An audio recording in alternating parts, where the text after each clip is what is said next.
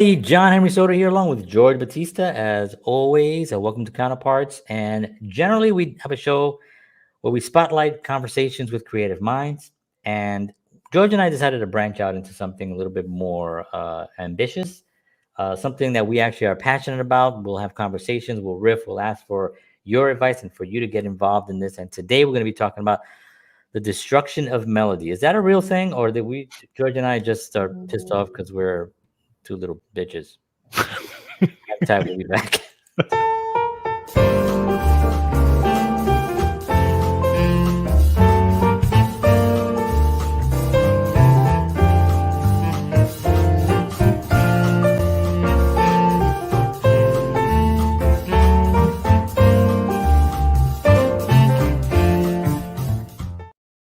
So welcome back. I'm going to make another opening for our Thursday night rant. Um, but anyway, thank you everybody for tuning in. Appreciate y'all. One of the reasons why George and I decided to do this was because usually about 99.99% of the time after we finish our show and we have a wonderful guest, the guests inspire us. And it could be about health, it could be about music, it could be about film, it could be about life, anything. And it inspires us to a point where George and I start riffing, and sometimes we'll go another hour while we're planning for the next show. We're chatting, and we realize, you know what, this is actually not a bad conversation to have, and to try to bring it to an audience, and then to get feedback and to see what are the what's the viewpoint. Because George and I we're very much involved in music. We love music. It's the number one thing that we actually started out loving from kids. So we have that as a passion. So we always talked about music. And now that we're a little older, we have different viewpoints. And I'm going to ask you this, George, because I don't, we have different viewpoints on what we think is a good melody and things like that. But do we? Because I always felt that you and I were, we were never really listening to what was on the radio when we were teenagers. Mm-hmm. Right? Mm-hmm. Think about it. I mean, we were listening to the only thing that came out, but we were listening to when we were young, was like the grunge stuff, Right. the Pearl Right. Jam, and that was pretty much, it. Yeah. I mean, Santana will come out with a record, after Supernatural and stuff, where he became more mainstream. But I was listening to Santana way before A long that. time. You know what I Yep. mean? A long time. So it was, but again, Santana's was not a new artist even in '91, right? He was True. already a veteran artist. Mm-hmm. So I don't know, like I always felt that we enjoyed music from the 50s, 60s, 70s, some stuff in the 80s, a lot more in the 90s, and then today it's for me it's more, you know, uh, things that a lot of people don't even listen to, like more fusion jazz or something, or something that's a little bit more in depth. And of course, I listen to a lot of the old Yeah. classics that we like as well. So, Exactly. I mean, what do you think? Do you think that you've changed that because as age hit you, or because we've always had that kind of that kind of temperament when it came to music? Well, yeah. No, it's kind of weird. When I was a teenager, I. I go through these. I've been through these Yeah. weird little changes, right? Like again, we talked about our influences when I was younger. For me, it was Kiss. you know, Right. Right. but they were, I mean, they were guys that were rocking, they were playing instruments. I mean, I know they were a Yeah. marketing machine, but they were still rocking out, and then when I started into my teenage years, just then my taste went into more of the pop stuff. But then when we started playing, I discovered this whole other thing, right? When I really got into Rush and Zeppelin and all these guys, have been partly that was from you. And I was like, wait a minute, where's this What am I? world that I should have been What am in I? for the Yeah. last Exactly. Yeah. Yeah. and then from there, I fell in love with those things. I fell in love with melody. I fell in love with all that. And then, I was never, it's interesting. I was never, after that, I was never really into the What was pops. happening? Yeah. What's happening Yeah. now Yeah. after Yeah. that? Yeah. Because to Yeah. me, that was the ultimate. I agree.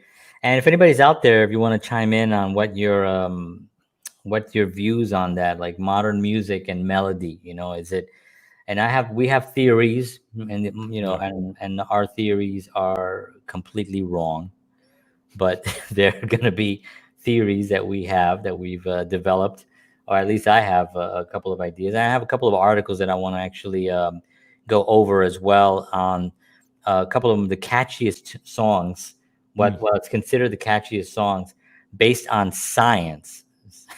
Wow. So this gets very, it was very, very interesting article, and there's another one on the most covered songs of all Okay. time, and Okay. I thought that's an interesting thing to look at, because if we have such great music today, there'd be a lot more covers of those songs that came out, I don't know, 10 years ago, Right. 15 years ago, 20 Right. years ago, but yet the covers that we have are like 50 years ago, 40 years ago.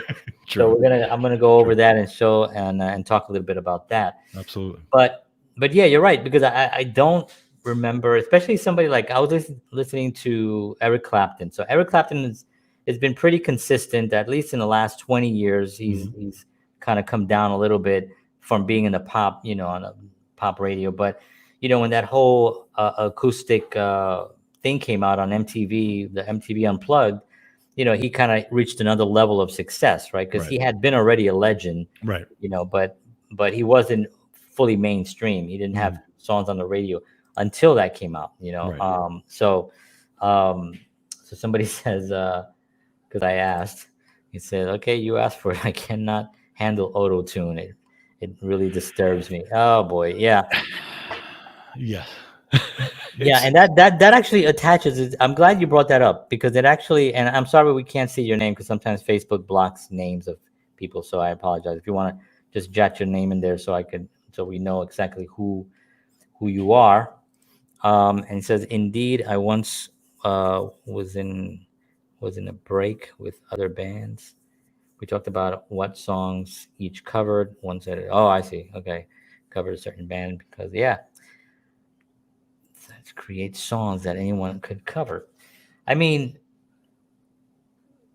yes, and I think that was part of the reason why this article was so interesting to me, because it kind of talk the songs that we're gonna talk about, that a lot of people covered, were not really complicated songs. Mhm. They were simple songs. Right. Um, but just going back for a second, I was listening to Clapton, I was listening to Stevie Ray Vaughan, I was listening to Santana. Then the grunge scene kind of came on. We found Zeppelin, and Mhm. Zeppelin was a find, because when you're a teenager and you're kind of like, don't understand certain things, you know what I Mhm. mean? And Right. you hear something, and I thought that it was a new thing. I didn't know it was, as I started reaching, remember, there's no internet. I That's can't true. Google Led Zeppelin to get their whole catalog. I had to Exactly. find out that there was a catalog. And as I bought the CD, or the cassettes at that time, I would look, and I will, say copyright like 1970. I'm like, Yeah. wait a minute, what? Yeah. I'm like, oh, so they've been around. This is how you found out. That exactly. It's how you found out. It's insane now to think about. Like Rush Right. was another one. I found Oh. moving pictures, and I'm like, oh, this record. I'm like, wait, 1980 or 81, whatever it was. I was like, this was a long time ago. Mhm. Or at that point, I guess it wasn't that long ago. But, oh, this is tomorrow is on. Cool. So welcome. She says both comments me. Her name is Tomorrow, actually. Right. I love Rush, but it's beyond but it's beyond me. My former drummer told me on the way home from the show that he'd introduced me to Zeppelin. I never heard them. He said, "You'll understand why they call you Meg Zeppelin." Ah, okay. I'm so glad he did. Word of mouth was all we had. That's right. That is all we had. And I heard, because I would listen to classic radio, and now Zeppelin and Rush were accidents, and we talked about that in the Yeah, show. but true, but the Stairway to Heaven was out on the radio. Yeah, but I don't remember it. I remember hearing Or, it. or at least I don't remember that was Zeppelin. That's I that's remember the exactly what it song. was. That's Yeah. exactly what it was. So when we started talking about Zeppelin at that time, I didn't connect Stairway to Heaven and Zeppelin, Right. but I had heard Stairway to Heaven. I mean, you sometimes you would go to a I store and you hear it, Yeah. on the speakers or whatever.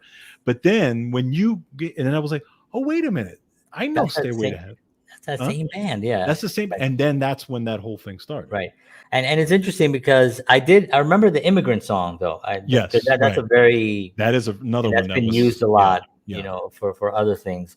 But when you dive into the catalog, and I remember going to George's house with a cassette or whatever I had. It had to be a cassette. No, I think it was a CD. CD. Maybe I don't remember, but I said, and I remember saying, and like every song is really good. Yeah, I remember saying, yeah. every song is really good, and it was true. It was like every song that I would hear had something that that changed me in a Hmm. way, Hmm. that gave me something that was completely new to listen to. It wasn't what was on the radio, Right. which at that point, I guess, early 90s, was pretty safe music, Yes. right? I mean, it Yes. was safe. Yes. There was nothing too scary about what was going on the radio, and then I remember exactly where I was, and we talked about this also on a previous show, where I was when I first heard Nirvana for the first time. Hmm.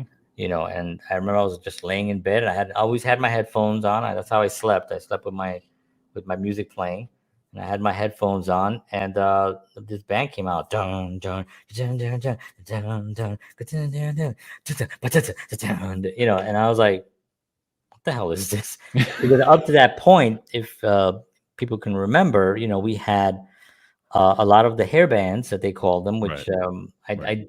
I don't like that term for them, because they are great musicians. Hmm. Those bands were great bands. You know what I Yes. mean? Now they were playing sort of like pop music ballads Hmm. with a rock, leather and chains, and being like, Hmm. heaven isn't too far away. Which is cool, and that's what we were listening to. Yep. And of course Right. there were the classic stuff that we mentioned earlier. But when this Nirvana came in, it was so back to basics. Yes. It Yes. almost felt like we can do that. It Right. almost felt like I know what that sound is. Hmm. It seems very familiar to me. Well, especially coming from the electronics of the '80s, right? Everything was Very, very, overproduced yeah, in the '80s, and yeah. then you come into the '90s. All of a sudden, there's three guys, and they're just, And not very, very low production, yes, exactly, literally very, very low production. And yeah, so that was part of the that was part of our education. That's where we got melody from. That's right. why we love melody. And when we say the destruction of melody, it's sort of tongue in cheek, and we're kind of like playing around with that. But I do have theories, and I'm going to talk about it in a minute here and piss people off. But I do have a theory on why melody today is not the melody of the 70s and the Hmm. 80s Hmm. and the 60s. I mean, we're talking about the Beatles, for instance, right? And there's two elements that I think that happened. Go for So it. yeah, so the 50s, you know, let's go back a little bit. Let's go to Gershwin. Let's go to Count Basie. Let's go to Miles Davis, right? These guys came up, um, Louis Armstrong, right? They came up, they were all about melody and Yes, music, right? What ended up happening and kind of ending that, or at least slowing it down, was rock and roll, true. right? Rock and roll, three chord rock and roll. You ain't nothing but a hound dog. Right. And that when that hit, it was simple, it was easy, it was very easy to market. You had a cute dude that was shaking, and the girls liked it. They played it out, and that became like the thing. And so, in a sense, that was part of the beginning. Right. Now, of course, I love rock and roll. Hmm. I'm like gonna sing, I love rock. So I love rock and roll, and I love what it derived from the blues. I mean, it's blues. It grew in the brews. It was brewed in the blues. And so Elvis Presley, and then the Beatles in the '60s were incredibly melodic. Yes. They knew what the blues were. They loved those guys just as much. but they did something else. They brought melody. They Yes. brought melancholy to songs. They brought the not being afraid to. There are places I remember. Then they weren't afraid to go there. Right. You know what I mean? Where a lot of other bands, I think, kind of wanted to kind of take the Elvis Presley route. The Beatles kind of created another route, and that birthed a whole other thing of I guess some people call psychedelic things that happened in the 60s. There was a lot of drug experiments that also, you know, remember writing a song. I'm gonna stop talking for a second, but writing a song is very intimidating when you want to present to the people. Sure. And what is it that why would you be intimidated? Because you know it's instant judgment, right? I mean, Yep. that's what being an artist is. You have to just kind of suck it up, right? Right. And but during that drug era, some of those psychedelic things, they really lower inhibitions, you know, and people were just not afraid to take chances with the music and to do things that maybe nobody else even thought of, Right. and things that today people be like, you can't do that, you know, like the Beatles, you can't play that backwards, you know, you can't do that, you know, you can't start a song that way, or and that became part of it, part of it, Right. Right. right? So now here's the thing that I think that happened. Anyway, George, go ahead. Well, You just point out just what to I said so far. just to piggyback a little bit on the Beatles and that whole thing, I think what the Beatles started was the idea that you don't. Okay, so we know that when you like when we would go to a record company or where bands would go to a record company, they kind of had to be put into a category, right? A Right, specific category. This is what you play. This is what all your songs should sound like, and they all need to sound similar to that to focus on one specific market or right, whatever it is. Well, the Beatles were the opposite of that, right? Because they did a right, little bit of everything. But then that birthed Zeppelin and all these other guys that were doing the same thing, right? If you listen to Zeppelin, no song of Zeppelin sounds like any other song. right. And then they went into country. They went into samba. They did samba stuff. They went All into blues based right, too. blues based. But what Mind I'm you, saying is they yeah, took that blues based, but then they went a they whole added nother their direction. own. They would do one song and all of a sudden completely break into Right, something else, right? right, And I think that whole thing birthed that where it just was a free for all of whatever type of music you want to make right. within your band. And the record companies were not going to shoot you down. Like today, a 10 Right. minute song like Stairway to Heaven would just not get on any record. Well, of Although course. Right. they chop Exactly. it down or make 3 or 4 songs out of that one song. Right. So that would actually never happen, Right. you know. Um, During the 70s, there was a lot of musical expression. Now, remember, rock and roll was still new. You know, I mean, Yeah. it's new. I mean, you know, people can say that the Big Bopper was probably before Elvis, Hmm. you know, and kind of started all that stuff.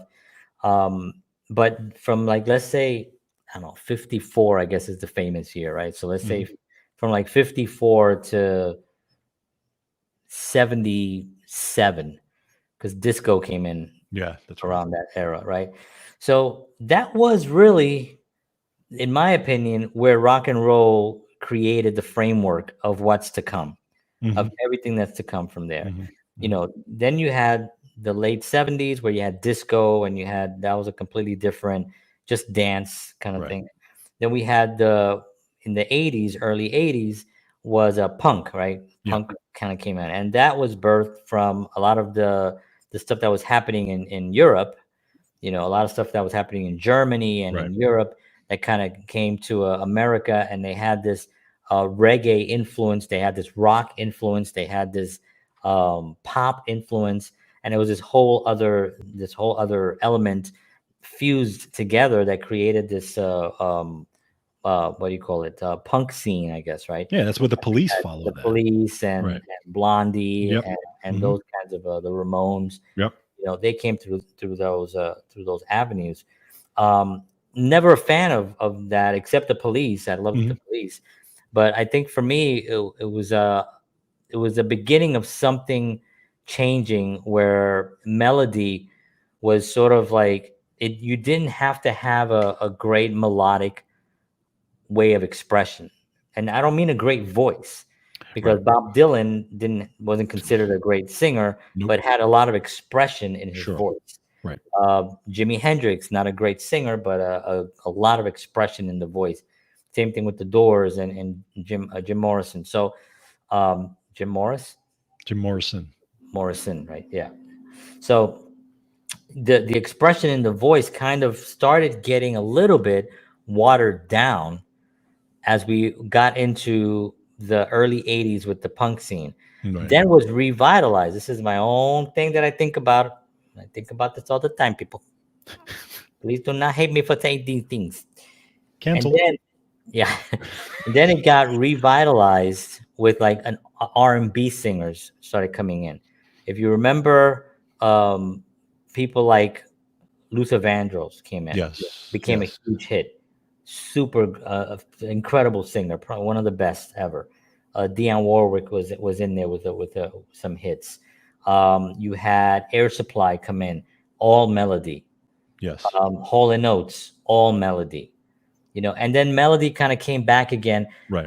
Phil Collins, Mm-hmm. Genesis, those guys, they were able to kind of like take this whole rock thing and then bring melody back into it again. True. And True. and that's for a lot of the 80s. That's what was actually out there. You had Don Henley, you had the Eagles. Right. Sort of, well, later in the 90s they made their sort of their comeback, but the Eagles, people forget that the Eagles broke up in the 70s. Yeah. Yeah. But then they were huge in the 80s Right. without ever touring or putting a record together. Then they weren't even talking. Mm-hmm. Why? Because classic radio started around the 70s, Right. and they started playing these classic songs. And then, and I used to hear it all the time, Eagles songs. So anyway, that brings us to the 80s. Go ahead, George.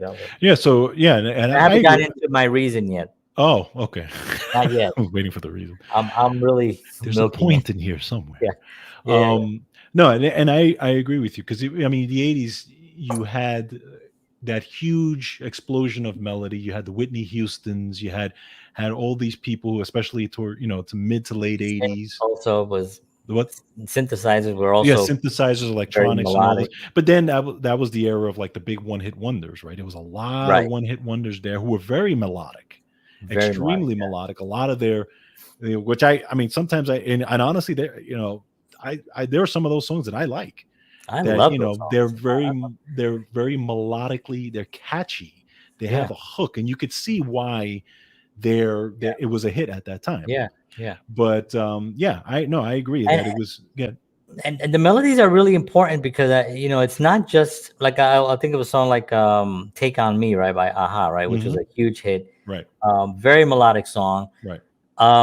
But when you break down that song, and I think George and I, we've talked about this, where you hear that acoustic version of that song when they sing it stripped down, and you hear the lyrics. Yes. Man, those lyrics are heart-wrenching. I was like, I had no idea what the song was really about. Absolutely. You know what I mean? Because it was a really well-written song. Yes. And it had this pop element to it. But a lot of a great song, when you strip it down, is a great song. Absolutely. It doesn't matter if you have all the pop stuff to it. If you take the Police songs and you break those songs down. Roxanne, there was a version of Roxanne with just a piano. Beautiful, yeah. You realize how beautiful the chords are of that song. Yeah, and the melody line is just so glorious. So here's what I'm gonna say. In the mid 80s,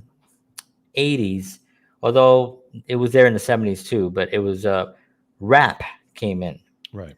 So late 70s, early 80s. I think the first time I remember hearing rap was probably closer to the mid 80s. I probably was 14 years old or something, when I first heard, maybe younger. No, I was younger, maybe about 12.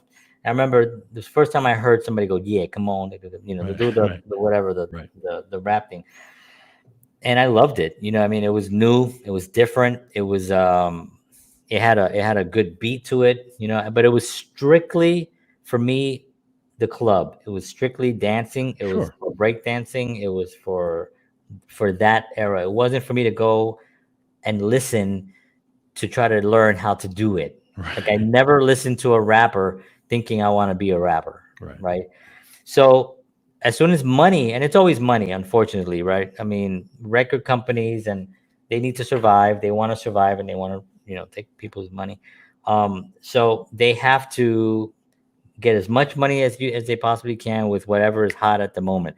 We talk about it today like it's a new thing. No, no, no. That's been going on Mm-hmm. for a long time. True. When there's money to be made, people will come and try to make money. So hip hop suddenly now, Run DMC is here, right? They kind of took it to the rock star level.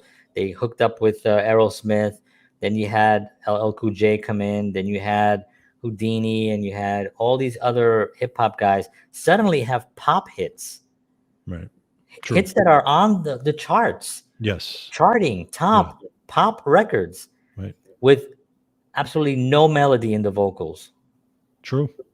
Very little melody. I shouldn't say no melody, because obviously There, it's not all monotone, but a lot of it is really just saying words really emphatically, right?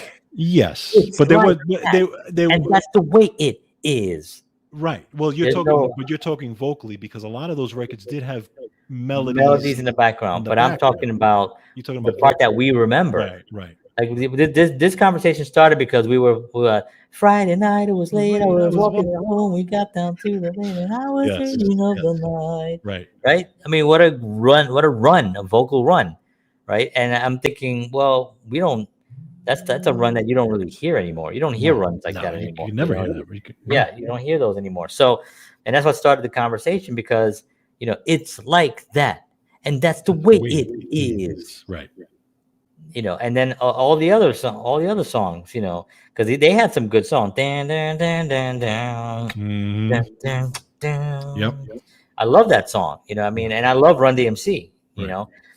but something happened, in my opinion, with also dance music. If you remember dance, Lisa Cult Jam, Oh, Morel, Coro, that was and I'm running freestyle. so fast. Freestyle came Yeah, out. freestyle. And when freestyle music also came out, they had melody, but then they did away with the music. They did away with the instruments. Correct. Everything was Correct. keyboard and a drum Yes. machine, Yes. right? Yes. And so there was this separation happening, where you had punk singing, na, na, na, na, na, much more straight, Mhm. the overall punk. I don't mean like the Police. I mean, because Mhm. we talk about the Police as they're part of the punk scene. Yeah, they were there, but that's the Police. they're, Right. they're like Right. legends. I mean, Yes. they did Yes. something that was way beyond what was there. I'm talking about the mortals that were in that scene. Even the Ramones were fantastic. You know what I mean? We're talking about the overall scene, where you didn't need a great vocal. Hmm. Rap, you don't need a great vocal. Right. The synth music with the freestyle music, you didn't need a great vocal. True. You see the pattern. Yes. Yes. So Yes. now we got the 80s. You don't need a great vocal to do what? To sell a lot of Oh records. yeah. Yeah. Well, now people, That's it number one. became easier Right.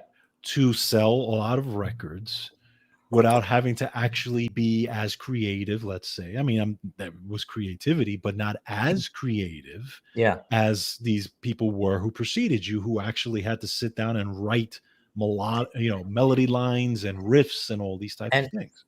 yeah, and it's competition too. Yes. Yes. Competition was much more fierce. I mean, Absolutely. the Beatles and the Stones, they talk about this in a lot of interviews that I've seen between them.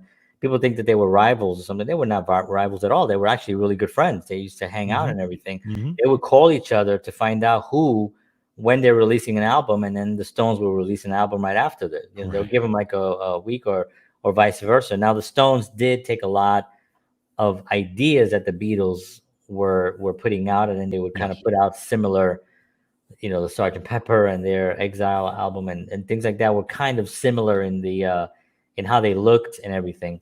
But again, it was not any different than what's that, Hermit, Hermits, Herman's Hermits. Hermits. Yeah. They had a bunch of hits, and they were kind of in that, realm. Um, what's the other guy? Every needs a crown, And the sky. Oh, the Mamas and the Papas. Mamas and the Papas. Oh yeah. So they were all in this kind of bubble, Mm-hmm. and they were all competing with one another. Yes. So if you hear a Beatles record and you're in the scene and you're coming up with stuff, you're like, oh man. If you hear Crosby, Stills, and Nash and their harmonies, the Eagles are The like, Eagles. uh Forget about oh, it. Yeah. we Yes. better we better work our asses off. So people get Absolutely. out there and they bust their asses, and Yes. then it became a little easier, and you didn't Mhm. have to bust your ass Right. anymore. Correct. All you had to do was get a break. Yes. Get a break. All you do is get a lucky break and get in the door, and then you're good to go. And that became for me the '80s. Um, Melody came in and was saved a little bit, in my opinion, by R&B. Mm-hmm. Whitney Houston, Right. Luther Vandross, um, those cats, and and some of the rock bands. Right. You had like the ones that the hair bands. And again, I hate calling them that. What do you call them? '80s bands. So we don't call them hair Yeah. bands. 80s. Yeah. Just Yeah. '80s rock bands. I would say like Bon Jovi, Mm-hmm. great voice. I Yes. mean, John's got one of the great voices of all time. Rock, rock. You had Motley Crue. You had these were bands that were very successful at that point that had a lot of melody Mm-hmm. in their songs. So Yep. you had what's the other one? Poison. I know people Poison. make Yeah. fun of Poison, but great freaking singer, man. You know what I mean? Yes. Yes. And CC was a great guitar player. You know what I Yes. mean? These were really legitimate musicians. You know what I mean? And then there was a lot of other stuff thrown in there that kind of just did what everybody else was doing, which is what happens in the 50s, happened in the 60s, happened in the 70s, happened in the 80s. You can always find what's the biggest band, and you'll find 5 or 6 bands that were trying to go that route. Well, remember the boy bands, right? It happened with the boy Right. bands, and Yeah. and then all of a sudden there was a whole. Yeah. Then it was in the 80s, right? It was Debbie Gibson Right. was the teen idol at that time. Then all of a sudden there was Tiffany, and then there Right. was another one, and Yeah. all of a Yeah. sudden, so And yeah. you also had like the boy bands, for instance. Well, that's been going on since the doo-wop. True, Right? I mean, true, the Temptations, the Four Tops, you know right. what I mean, the Fifth Dimension. They all had those kinds of boy band kind of So groups. New Edition, Yeah, and then New Edition edition, in the yes, 80s. yes.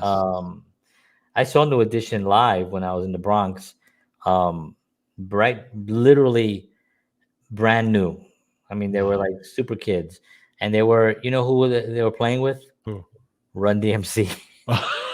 Nice. They were like, and Wow. brand new, brand new. It was like Run DMC, and we heard that whole "It's like that," and that's the way. And Right. Jazzy, what's his name? Oh man, forgot his name. Guy, he passed away unfortunately. Um, DJ Jazzy, no, not that Jazzy Jeff. Jazzy Jeff. That's Fresh Prince. Fresh Prince. Anyway, we'll get his name. If anybody remembers his name, remembers Run DMC's is amazing DJ. Anyway, then New Edition came in Mhm. and they sang Popcorn Love, Yeah. and they sang Is This the End? Um so people, they had a good impact, Mhm. So this was every single time you'll have it, it's the same thing that happened. We can go into the 80s. Yeah. We have the 80s bands with a lot of hair. You're gonna get a bunch of them. The hip hop came in. You're gonna get a bunch of hip hop Right. guys doing the same thing. Right. 90s grunge came in. Nirvana came in. Seattle blew up. Yep. All the bands that Yep. were out there, starting That's from like right. their mother Mudbone, right? That was Yeah. the original thing that kind of started it. Yep. Out of that came Yeah. Pearl Pearl Jam, Jam, Soundgarden, Soundgarden, yeah, all these um, guys. Yep. yeah, all those guys. So, um, and then we had the 90s, right? So my point, and the reason we're saying the destruction of melody is because even if we look at all those bands and that progression, you can see that melody was not the focal point Correct. of any of those groups. Correct. You know what I mean? It Yeah. really was not. I mean, great voices, great songs, great talent, but there was something that was lost with, unfortunately, with rock and roll, which was jazz, like actual melodies, Hmm. not the regular pentatonic scale that we all know, Hmm. which is what most music is, which is based out of the blues scale, right? Which is Hmm. just the a minor blues scale, which is everything that we listen to. Right. That was the only thing that continued. Yep. All these Right. other musical scales and modes that were in jazz and that were just as beautiful are are not there. You have to go search for it. You know what I mean? Correct. So when we Correct. say the destruction of melody, it's it's the I'm looking at it as not only the destruction of melody as like someone did that on purpose, but I'm saying that it's the evolution of people and the actual industry growing to the point where you didn't need to have that level of incredibleness, Hmm. in order to continue. Right. Right. Right. Count Basie, Miles Davis, those guys were legends, and today are still considered just as legendary as Right. they were Right. when they were alive. And that to me is was where I think the destruction happened. It happened in the sense that it was not intentional. Maybe to some degree, there's some stuff. There's some people that are purposely. If you look at the big picture, I'm not going to get into anything, but if you look at the big picture and stuff, but generally, people were being motivated Hmm. to play by the bands that were coming up, Yes. Yes. and if the quality is just if you had the Beatles quality all the way through the 70s, you'd have a lot better songs, Of course. right? If you had Led Zeppelin, if you had all these very melodic, moody, not the Moody Blues. What's the other? I always confuse the Moody Blues with Pink Floyd. Oh. With Pink Floyd, very. Oh, and Queen. Oh, Oh of my God. course. You can't forget So Queen. Freddie is for me the greatest singer in rock and roll, the greatest front man in rock and roll. I mean, nobody can tell me that there's someone that's a better front man than Freddie. They can say maybe maybe you could say Mick Jagger, maybe you could say Robert Plant. You can throw these names out there, but as far as a showman, vocal He abilities, had them both. That was the he had them difference. both, Yes. and an incredible songwriter, Yes. a great pianist, he had a great pianist. A, How do you know that? I did. Well, he was visiting once, the Bronx. Um, Great guitar player. He played the guitar. A lot of people Hmm. don't realize he Yeah. also played guitar, and his vocal range. Right. His vocal range was sick. You know Yeah. what I mean? It was just unbelievable. So I mean, for me, I can't imagine anyone else that could rival him as far as being a front man, having the things that we're talking about right now: incredible vocal ability, skills, right? Vocal Hmm. talent, Hmm. incredible songs, Right. incredible melodies. Yes. I Yes. paid my dues. I Hmm. mean, you're not going to beat that. You You're know what I right. mean? You're right. Bohemian, and then the harmonies that they put together, the whole Yeah. group. Hmm. I mean, but Queen for me, those guys were melody. Those Right. guys were melodic. The solos were melodic. Everything was melodic. You know, this is why, and we should. I'm gonna get into Yeah. some I of was the gonna say we articles. get the article. Yep. Yeah, I forgot about the article. Hello. But these Thursday shows, by the way, if anybody's still, if you're out there, they go a little longer. That's because it's really our passion, and we kind of Just like riffing. want to break. Yeah, we want to break things down as much as we possibly can while we have the time here. Um, but what was I talking about? What was the last thing I said? You were talking about Queen was melody. What was my idea? Um, what was my idea? Um, yeah, melody, yeah, Queen, Melody, those guys. Oh Mhm. yeah, so it's one of the reasons why when you go to Spotify or when you go to any of these platforms, those bands are still top. They're Correct. still Correct. streaming by the billions. You know what I mean? Correct. By the Correct. billions, they're Yes. streaming. You know what I mean? They're just like that good. So, I mean, you can add what you want to add, and I'm gonna go talk about this. No, I mean you make some good points there. If I keep my hat on, nobody will notice it. I know you have a good point. But it's an old joke. Okay. Like I said, like, Um, hey, you have a good point there. If oh, you leave your hat on, nobody will notice it. okay. I get it. That's an old dad. Anyway. That's an old dad joke, Oh everyone. Because God. you know why? Because I'm an old dad. Yes, you are. Um, but yeah, no, I mean, you do make some valid points. You definitely do make some valid points on that. I mean, there's not really much I can say about it because it's Well, good. yeah, and I have one more. Was the how people are learning is really changing. You know, there's very few channels on YouTube that will not only. I think Rick Beato is one of them. He's an actual educator. Yes. You know what I mean? Rick Right. Beato is a guy who's going to break down songs and show you why it works, Right. what makes the song great, right? His whole Yep. his piece that he does. That's an that you man, can you imagine if we had this when we were young? Oh, If we had Rick Beato, you forget know it. what I mean? But the internet could also be a real cheating thing.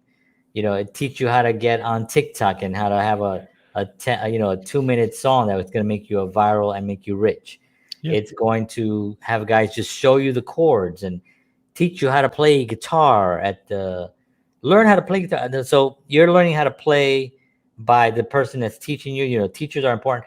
But how did we learn how to play? We learned how to play because we were inspired by the actual musicians. Correct. So Correct. why is it that we have a tremendous amount of guitar players? I can right now put on into any platform and type in 10-year-old guitar player, and we're gonna see the most incredible. We're gonna see 10-year-olds doing Eruption, Mm-hmm. Van Mm-hmm. Halen's Eruption, note Mm-hmm. for note without missing anything, because it's being taught that way. Right. So where the creativity that was originally there, that was just innate Mm-hmm. in the 50s and the 60s and the 70s, Mm-hmm. now it's being watered down because we have all these great songs, right, that are still getting airplay, but then everyone is learning how to play those great songs by watching videos. Correct. So, and they're being, not only are they watching videos, and do I think it's good? I think it in the long run it's good, because I think more people playing music is a good thing. Mm-hmm. And if Right. you're learning how to play music, and if you want to play music, please play music. That you're really our only hope. You out there that's thinking of playing music, play music. Learn to play. Doesn't matter your age. Doesn't matter what instrument you want to play. There's enough out there where you can learn how to play. That to me is more important than anything else. You know. Right. I agree.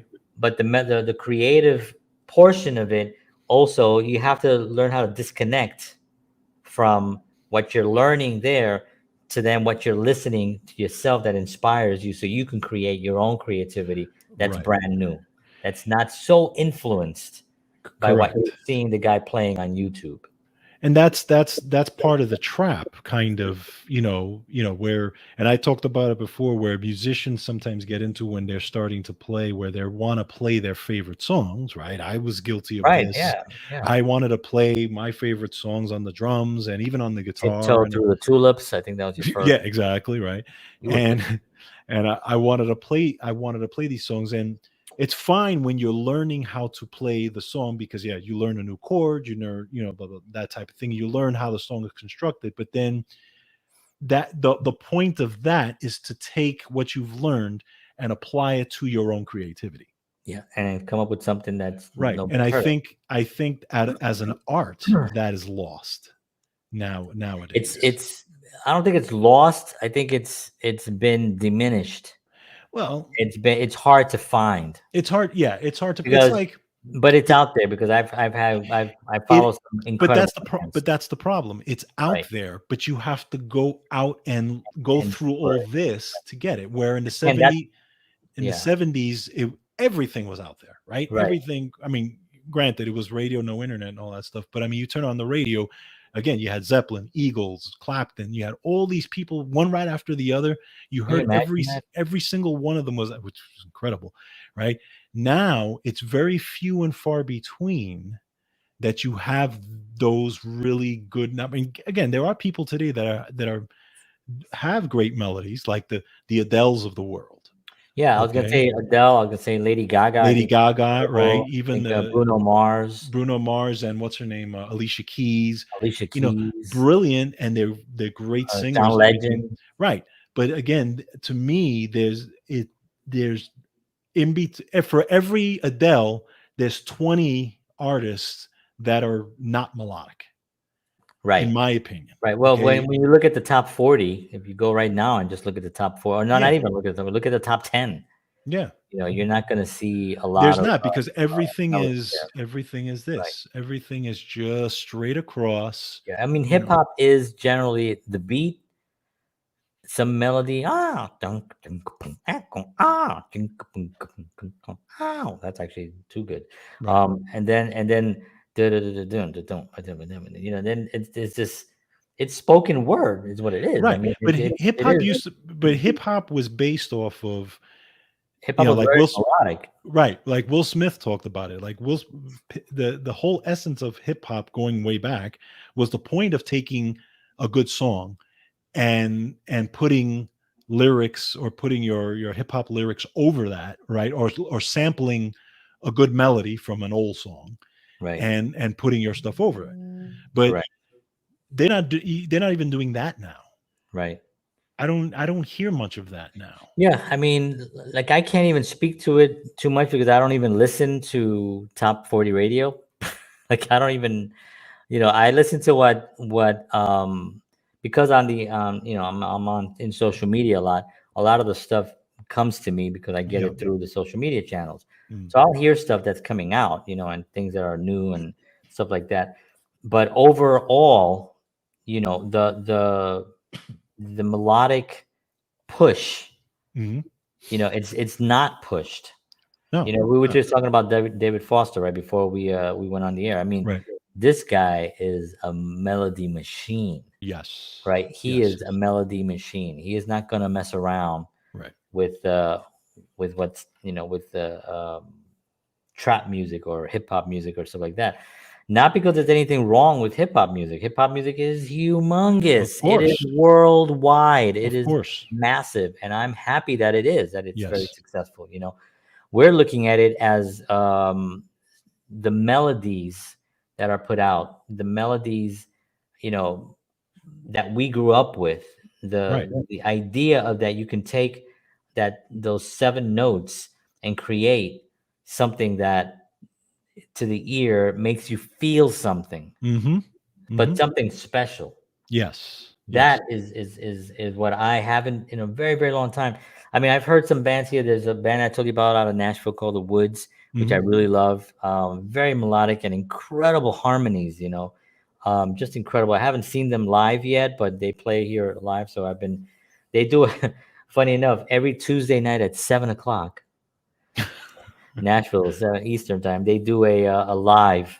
Okay. And when they play live, like Cool. on the thing, and they're fantastic. So there are, and I've seen a few others that have tremendous melodies, but again, it's not pushed, it's not mainstream, it's not fully out there. I mean, we do have Ed Sheeran, who I think is a great voice and melodic, and Adele, and and Lady Gaga, Bruno Mars. So it's not like we're saying it's hopeless, but we're just looking at some of the songs that the Eagles put out in the 70s, and the and Queen and the Stones, and not even so much the Stones, because the Stones were more of a blues band really, Right. but Zeppelin and all those bands, the Beatles, and in comparison to what we're doing today, it just seems Do you very, th- very different. but do you think, like, okay, so you look at people like Adele and these people that you named today, the Bruno Mars is a little bit different because he's one of the only people, in my opinion, today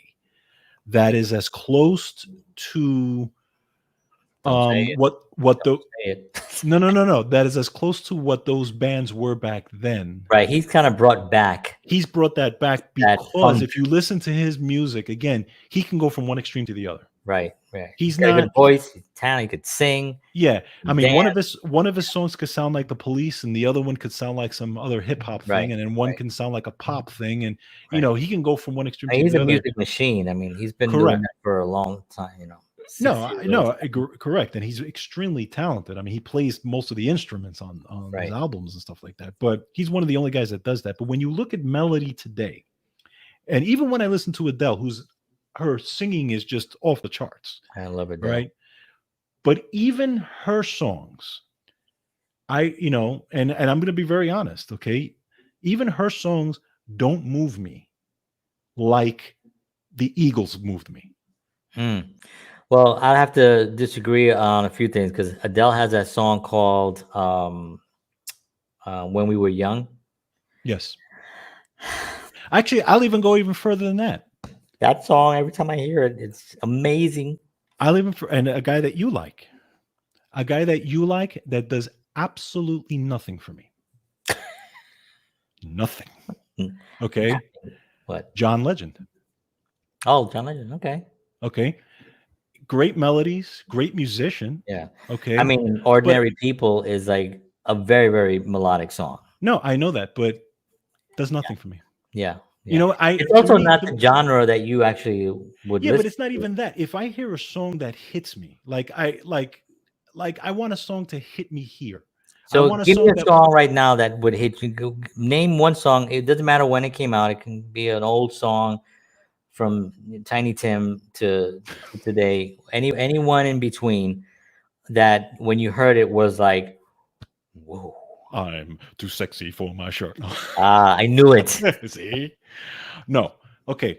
I mean, there's so many of them. There's so many I can name, but just off the top of my head, most of the Eagles songs. Okay. What the one I'm thinking of is every time I try to walk Go away. away, kills me. Yeah, That song, the great song. melody line on that song kills me.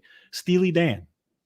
Steely Dan. Steely Dan songs, because their songs go into like now their songs go into jazz, and their songs is a mixture of like R&B, jazz, and funk. Tomorrow Okay, is asking Barry Manilow. but let me tell you something. Yes, Barry Manilow, I don't hide it anymore. no, I Barry love Barry Manilow's Manilow. songs will make me weep. I'm telling you, He's his got ballads. incredible song. Matter of Even fact, now. I showed Jordan not long ago. Baby, na, na, na, na, Oh, na, na, na, na, na. What's that song? Could this be the magic? Is it? Could yes. this Starts with be a the piano. magic? It starts with that The piano. melody on that is incredible. Yep. Incredible. That's See, Could It Be Magic? that song I can listen to, it'll melt me. Even Mandy Yes. But is a this great song. even but again, this the my point is that the songs today, and Adele is an amazing song, a song, singer. John When Legend was October amazing, Goes. Sorry, that's what. you know, but for some reason, their songs don't go deep enough Right. for me melodically. Yeah. I know you like it deep. So what? That's what you're basically saying here. That's what you're confessing. Listen, you. Um, but so, but just going back to like, I wasn't the one who was looking at Freddie's, penis. Freddie a Mercury's lot's penis. coming out today in this, in this episode. Anyway, go ahead. What were you saying? So no, but like for instance, like you were saying the Eagles, right? And yeah, but that is part of what we were talking about. It's part of the fact that almost every single person every group that you mentioned, none of it was in the last like 10 years. Well, that's the issue, isn't it? I So mean, that's the so problem. the point is that is the issue. So I mean, we are actually talking about the fact that the melodies that were created back 40, 50 years ago still hold today.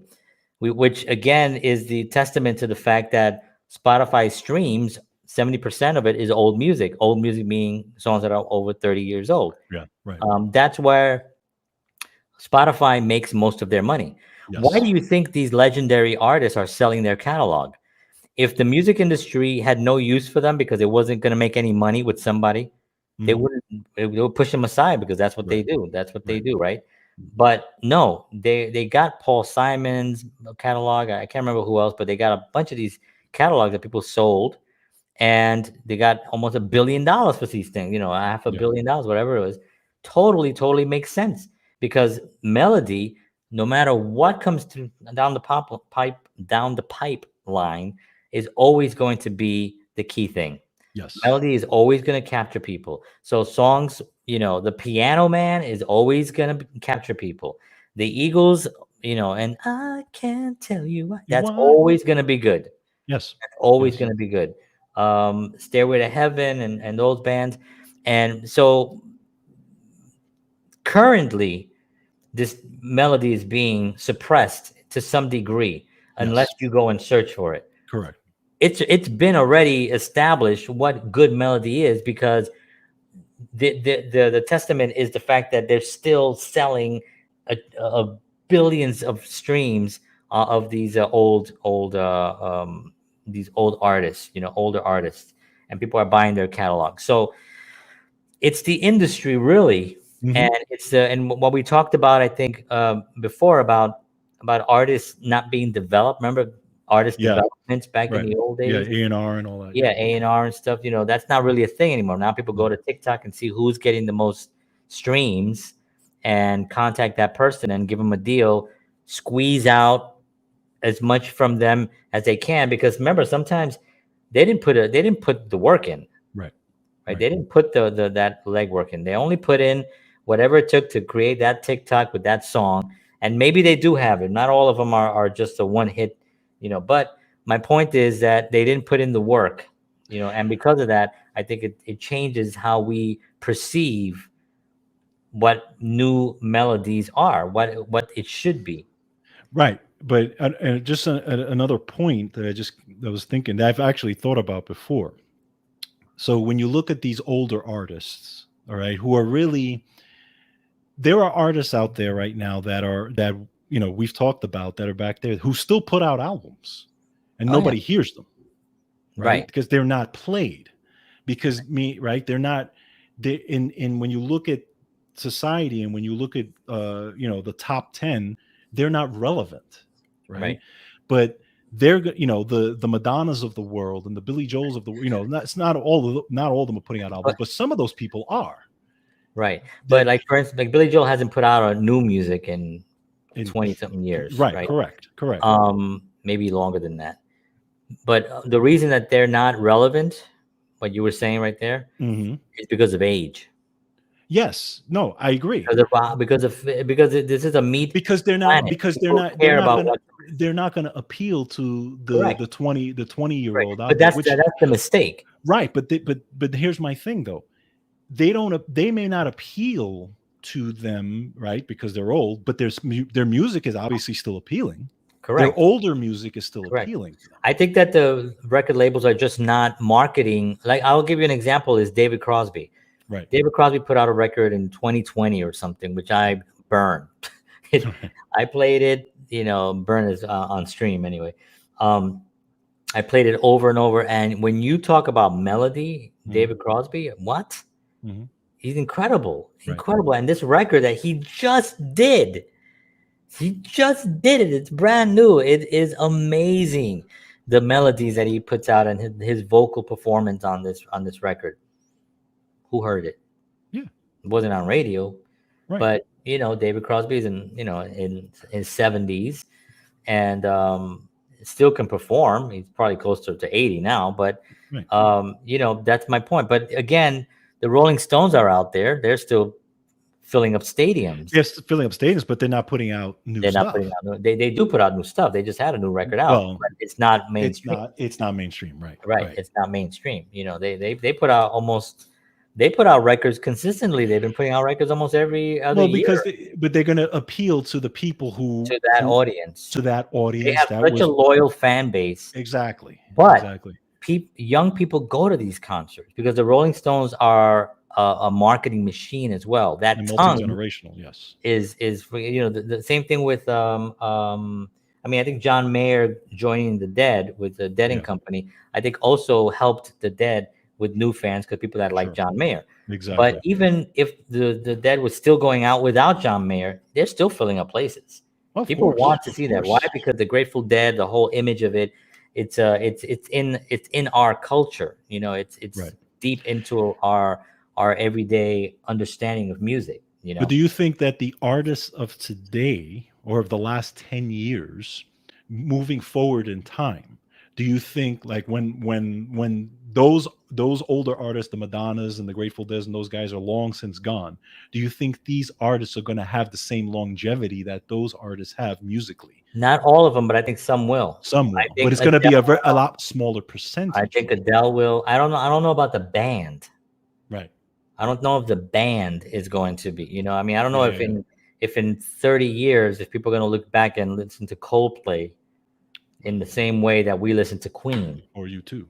or U2. You know what I mean? Well, U2, I think U2 was sort of the 70s, 80s. So, I mean, I would Yeah, put them, you yeah, but know, they're still out they're there. still they're still out there, yeah. But what I'm saying is the current bands of today, are they Yeah, going to be looked at? Is what you're saying? right, right, right. Which or bands or just artists in general. I think Bruno Mars will be, Lady Mhm. Gaga will be looked at that way. Um, how Remember, time is the key thing, right? Like back, back in let's say mid '70s, and these records come out, we don't know if people back then were like, "Oh my God, this is so terrible." I mean, nobody's going to pay attention to these. They didn't have a podcast, so we don't know. But I'm sure radio stations and people were having conversations about how horrible they hated what was happening in the '70s, Well, and true. I then mean, disco came, right. and that Frank was a Sinatra. huge, They would ask Frank Sinatra that, and he right, was like, his response was, "I can't even understand what they're what saying." they're He saying, goes, right, "Maybe if they were to kind of enunciate more when right, they sang, I would be more interested in it." You right, know? exactly. So every generation has that. But I mean, but Yes, we're going back and we're still talking about Sinatra today as correct. one of the greatest, right? Yes, If not the greatest, well, definitely the greatest in that genre. yes. But he's also influenced a lot of people. But can we say that he's influenced artists of today? I would say no. Well, the only people he would have influenced who are even, Michael Bublé yeah, Michael Bublé and Harry Connick Jr. and Harry Connick Jr. Yeah, well, and Harry I Connick mean, Jr. was in the who have been industry, around for a while already. right? I But was going to say, and Harry came from his dad, who was a legend yes, yes, himself. correct, So correct. he was already in. You know what I Yeah, mean? So yeah. really, it's only Michael Bublé. There's that guy Michael Feinstein, Feinstein. Michael Feinstein, Feinstein. Yeah, yeah. yeah, Also, yeah. he's fantastic. They're all Mhm. fantastic, but very, very few people are influenced directly that are on pop. Doing True. it in pop radio from Sinatra. Right. Let me get to this art. I'm Yeah. sorry. Get to the art. People are like listening to. We're an hour in. I'm sorry, everyone. I Damn it, apologize. All John. right, so I want to just the top 20 catchiest songs according to what they call science. We all know how that goes, but this Yes. is a year-long survey, and it was put. I'm going to move my camera here for a second because I'm having trouble seeing the screen, so everybody's going to get dizzy just for a second. Um, Museum of Science and the Industry in Manchester. How's that? Did I mess it up too Plus, it much? was a hat. Hold on one second. Let me see what I look like. All right, that's good. All right, so this article, which was written by Michelle Starr, it's an old article, so it's not new, but it's new enough for me to It's be interested newish. about it, newish, and it's actually good because it's coming into like I think the last 10 years, I can't even count because the internet took over everything. Right. So this is like from 2014. So I picked this one because 2014 was sort of like the beginning. We had the internet and everything, and it was still kind of like still, but I think now it's a little bit different. We didn't have TikTok and Right. we didn't have Instagram. You know what I mean? So here are some of the songs. These are the full list of the catchiest, the 20 catchiest songs of all time. Now, this was based on this survey that was done by this I'm university gonna say, in. what's the science behind that? Well, the science behind it is that they took the chord structures, the melodies, they combined them, right? Okay. And they extracted what are the similarities between these songs as far as the length, the how long the songs are, Okay. how the key of the song, the melody lines of the song, Okay. and how they match up to one another. So they did this for a year, Okay. you know, and it was at the Museum of Science and Industry Okay. in Manchester, UK. Um, so it was called Hooked on Music. This is what that thing was called, Mhm. which contained clips from 1,000 hit songs from the past 70 years. So Okay. it's got a good thing. So here's what the number. I'm gonna start at the bottom Yep. because number one will just piss everybody off. Um, So number 20 is Candle in the Wind. Great song, Hmm. Great. Elton John. Number 2 is Rivers of Babylon, Boney M. Do you know who that is? I don't recognize it. I don't either. Devil in Disguise by Elvis Presley. Okay. Baby One More Time by Britney Spears. Really? Actually, yeah, I do like Britney though. I know that people think I'm crazy, but I think I like her more now than I did back then. Um, she just recorded with Elton John a really great track, by the way. A really, really good song. Um, Karma Chameleon by Culture Club. I remember that one. Michael Jackson's Billie Jean makes sense. Okay. Backman Turner Overdrive. You ain't seen nothing yet. Okay. I don't even know that. Elvis Presley, It's Now or Never. Hmm. Hanson Mbop. Um, Lady Gaga, Poker Face. Aerosmith, I Don't Want to Miss a Thing. The Human League, Don't You Want Me. Remember that? Yes, I do. I used to have that record. Yeah. That 12-inch. Well, Whitney Houston, I Will Always Love You, of course. Yes. Great, great song. Michael Jackson, Beat It. Roy Orbison, Pretty Woman. ABBA, SOS. Lady Gaga, Just Dance. Survivor, Eye of the Tiger. Lou Bega, Mambo number 5. Mambo. Oh, you got to be kidding me. I And, know that song. and number 1, Wait, that was on number this, 2? that was number 2. Number 1, Spice Girls, Wannabe. Okay, you know what? This is over. So this is the problem that we're having. No. That there's no order to this. The reason I wanted to bring this up was because it made no sense to me. You know what I mean? It made no sense to me. And now again, this didn't say that it was the best songs. It said it was the catchiest songs, right? So, people can walk around and say what I want, what I really, really want, right? The eye of the tiger, right? You can hear people say that, just beat it, it's part of our culture, so to speak. Poker face, mbop has become a thing. People talk about it.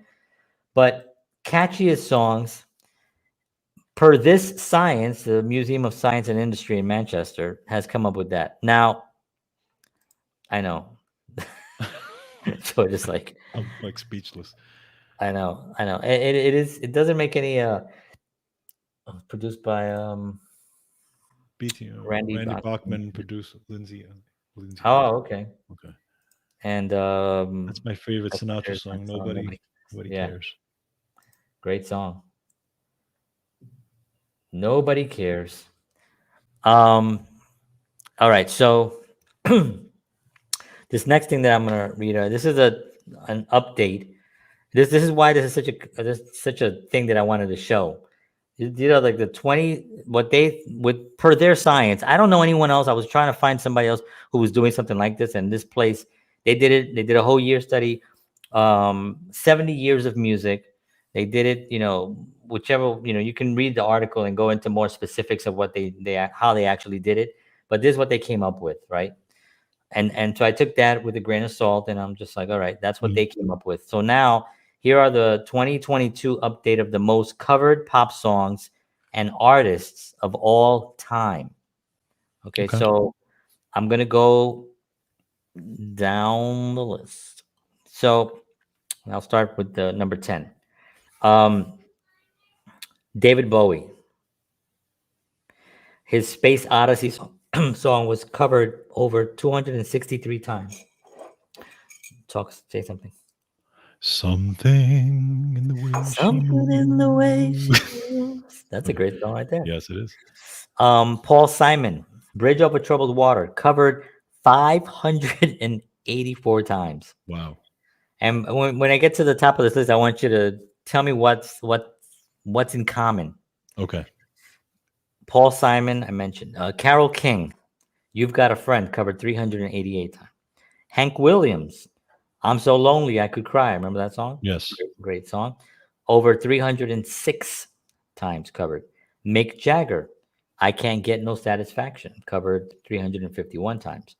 Keith Richards, I Can't Get No Satisfaction. He's the same Yeah, thing because they yeah, both yeah. wrote that song. Stevie Wonder, I Can't Get No Satisfaction. No, I'm just kidding.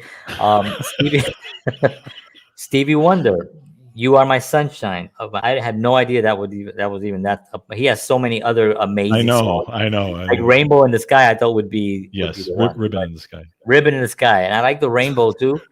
Ribbons and Rainbows in the Sky. He wrote that later. Um, Skittles. yeah, Skittles. Um, yeah, You Are My Sunshine, covered over 310 times. Number three is Bob Dylan, Blowing in the Wind, close to 400 cover versions. Paul McCartney is number two, which makes sense. Um, Top solo song. Oh yeah, Paul McCartney. It didn't give a song actually. That's weird. And then John Lennon is number one. Imagine, covered over 500 times. I Wow. think Paul McCartney is here, and I think they this article must have been because yesterday, I know it's one of the most covered songs of all time. Yes. Yeah, I can see So, that. but there's a lot of other. So anyway, what does that list of the top 10 most covered artists of all time have in common? They're all probably over 60. Right. They definitely are over 60. I think David Bowie's no longer with Yeah, us. Hank right. Williams is no longer with us. And John Lennon is no longer with us. But as far as everyone else, I mean, Paul McCartney is number two on this list. He just turned 80. 80. Excuse me. Right, right. Excuse me. I Bob know. Dylan just turned 80. He's number three. Stevie Wonder is in his 70s. Keith Richards is in his 70s. Mick Jagger is in his 70s. Carole King is in her 70s. Paul Simon is in his 70s. You know what I mean? There's a missed opportunity, in my Yes. opinion. There's a Yes. missed opportunity here that the record companies are just not really looking into because they're looking at the now. They Yes. need to make the money now. They don't care about what's in the future. And these record companies back in the day were just documenting the best that they can find. And who Exactly. knew that the best that they can find within those 25 years of production was the best? Yeah. Because even till this day, almost every one of those every one of those artists recorded in the 70s. Yes. Every one Correct. of those artists was big and huge in the 70s, 80s, 90s, 2000, 2010, 2000. We're talking about 50 years. 50 years, they're the top 10, you know. Incredible. Um, Incredible. so let me see. It says, what do they have in common? The songs are able to be covered. They're not difficult as Rush. They can't. Oh, that's a good point. That is a good point. That's That a is a good very point. good point. That's a very good point. You're Yeah, right. because Yeah. I mean, how many people are gonna cover Pink Floyd, Rush? Right. I mean, you know what I'm saying? It's Yeah. I mean, you don't go to a party to hang out with friends and like, all right, guys, 2112, ready? right, exactly. Genesis. I mean, they're Yeah. not, those songs are Yeah. extremely difficult to do, and Yeah. they're again going back to it, being as far as catchy. Also, Right. a lot of those songs are very. I mean, It's very. yesterday. Yeah, and you mentioned something earlier about being moved. Like I thought about that when you said that. And like moved. Like how have I been moved? Like I've been moved. I get moved by really really sappy music. I'm the guy that will tear up at an insurance salesman commercial trying to sell life insurance. That happens when you have kids, though.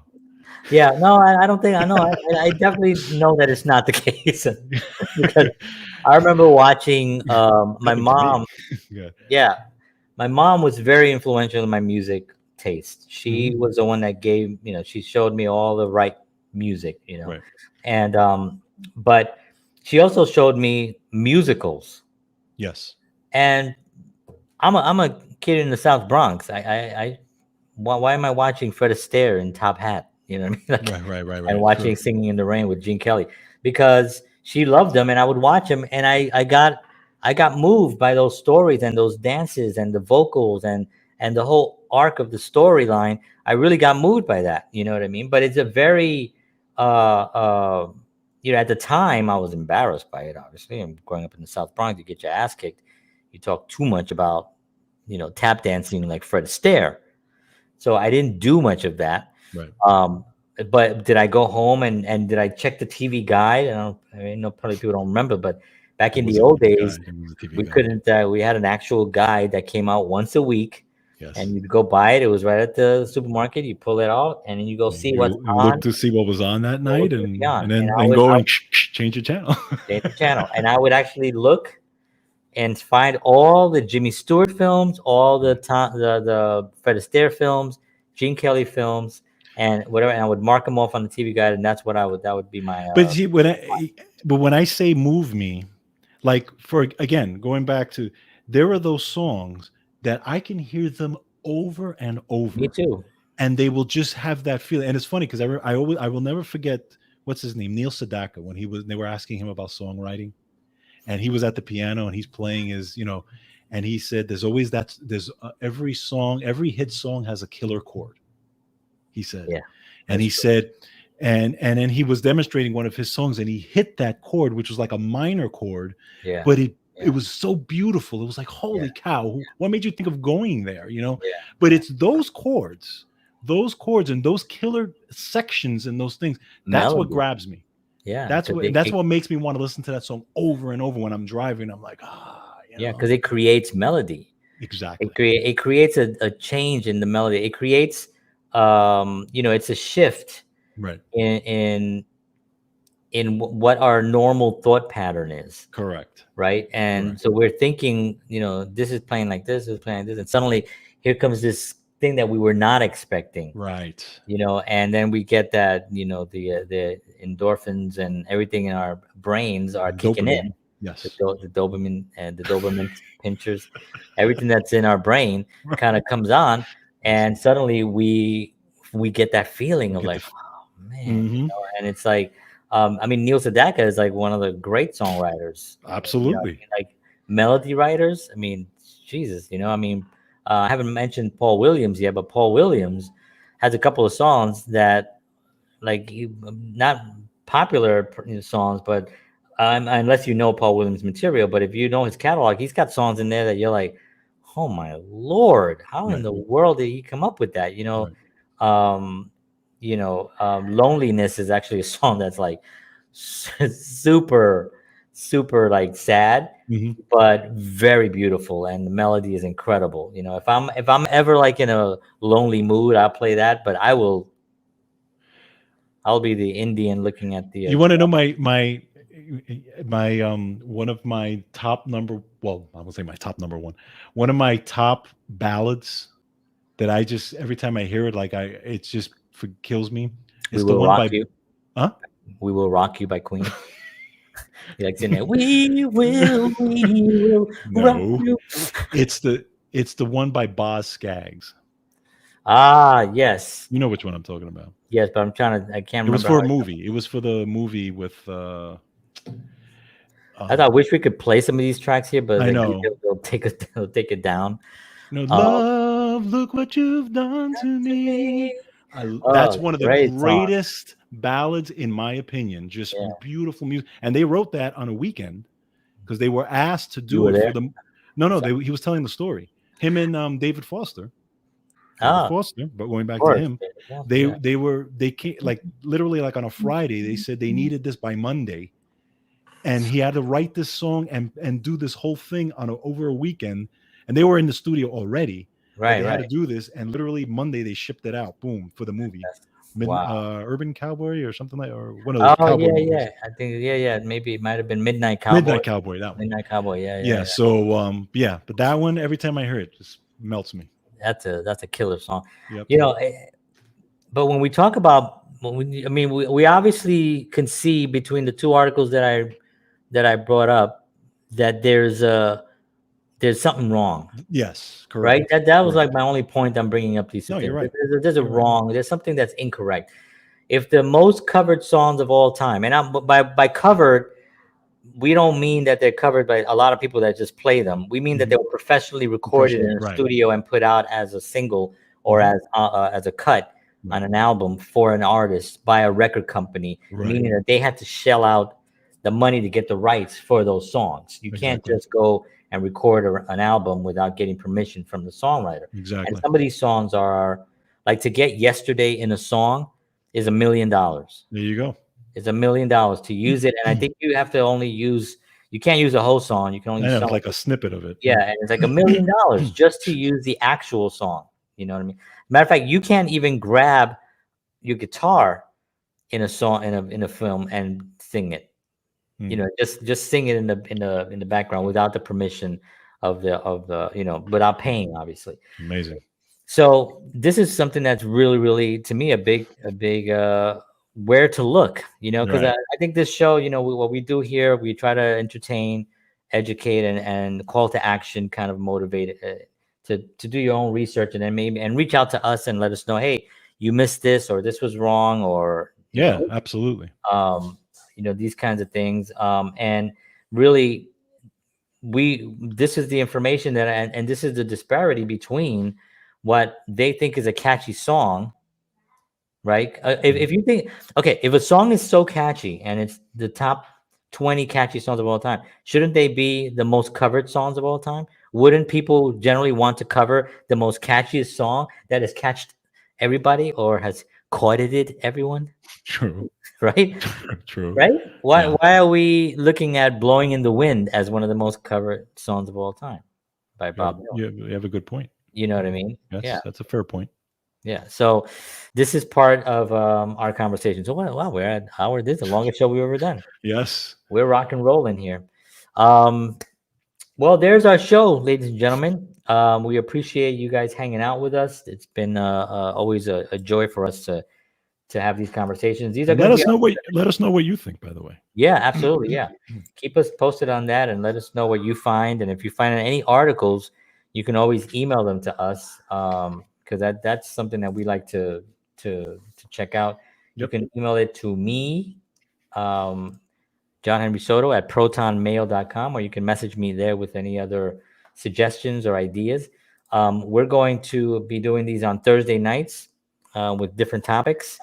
And this will be us kind of like riffing on certain subjects. Today, we wanted to riff on the music industry, but not just riff on it, because we don't want to be like just complaining little weenies.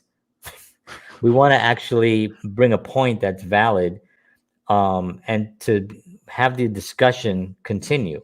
Yes. You know what I mean? And that to me is like the key thing. So, Exactly. so we'll be doing this on Thursday. So, want to thank you all for tuning in. Appreciate y'all.